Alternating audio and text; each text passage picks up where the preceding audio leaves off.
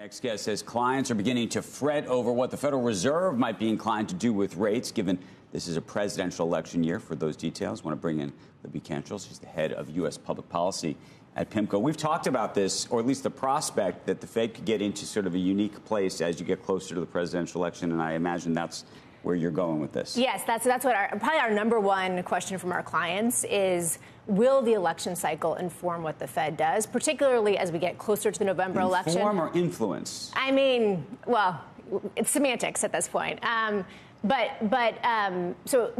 if the Fed has not cut by summer, right, will they be more ambivalent about cutting into the fall as we get closer to the election, with the possibility of the perception of there being political? We looked back at every election cycle since 1980, and in fact, the Fed has either cut or raised rates or used their balance sheet somehow in every election cycle since 1980. So you think this is just a myth that the Fed won't do anything? This is sort of this misnomer in the market where folks are worried that because the Fed is trying to not be perceived as political, that they may not do anything. But they've actually raised. They've actually raised. And actually in 1984, they raised and then they cut. So there are actually these cycles where they've done both.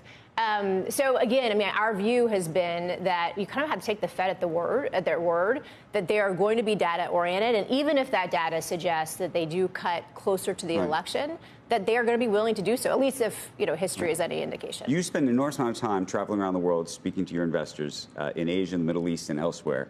And they have some pretty interesting views about what they think is going to happen here in terms of our elections. I'm so curious what you're hearing. Yeah, so I think there's been a lot of questions and some confusion about whether it's going to be a Biden versus Trump matchup.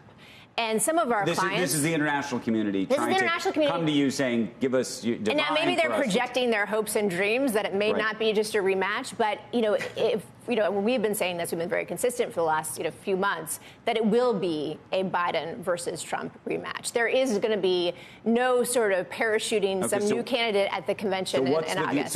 So let's just break it down. It's like the view in Asia is what? The view in Asia has been, it's been interesting. It has been ranged from Gavin Newsom being the potential candidate to Jamie Dimon to Michelle Obama.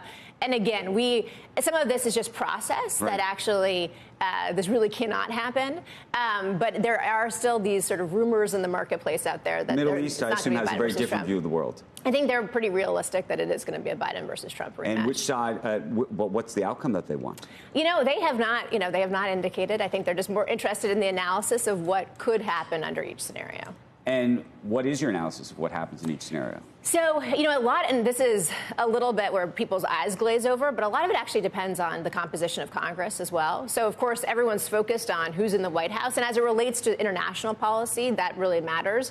But as it relates to things that actually matter to the markets, whether it's tax policy, government spending, the debt ceiling, or what have you, a lot of that's going to be predicated on the composition of Congress. I think the Senate very likely flips to Republican control. Right now, Democrats only control one seat, as you all know. The map for Democrats is very challenging. So very likely the Senate flips, at least at this point. A lot can happen. The House, I think, is a real jump ball. There have been some signs in the special election that Democrats have a higher chance of taking the House. Just as an aside, yesterday, and my son's crazy about looking at all this stuff.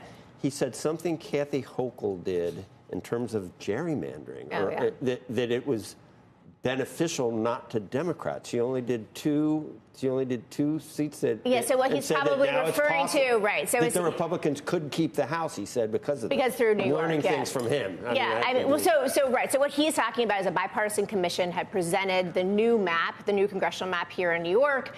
The Democrats and Kathy Hochul decided to not necessarily take that map, and they've suggested their proposal, a new map, which is not helping themselves. I would say in some districts it's slightly beneficial to Democrats, but in some districts it's more beneficial. If you're actually pushing back and not gerrandering, though, to the same extent, it's a good thing. Well, right. She's learned her lesson in some ways because that's happened. I'm just saying that she did something that made it less likely that the House was going to be a really tough. I think your son makes an excellent point that the majority of the House will likely go through the suburban districts in places like New York and in California, and so that's why there's been so much national attention on this redistricting in New York.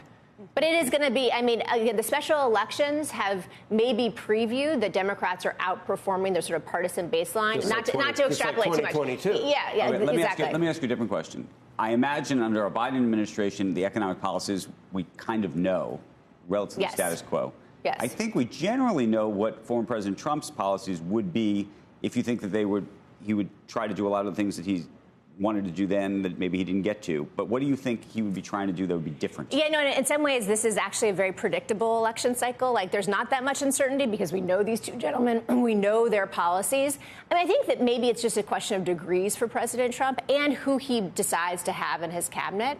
He had a lot of sort of establishment Republicans his first term. Would he sort of go to that well again, or would he actually diversify to people who are maybe a little bit more ideological?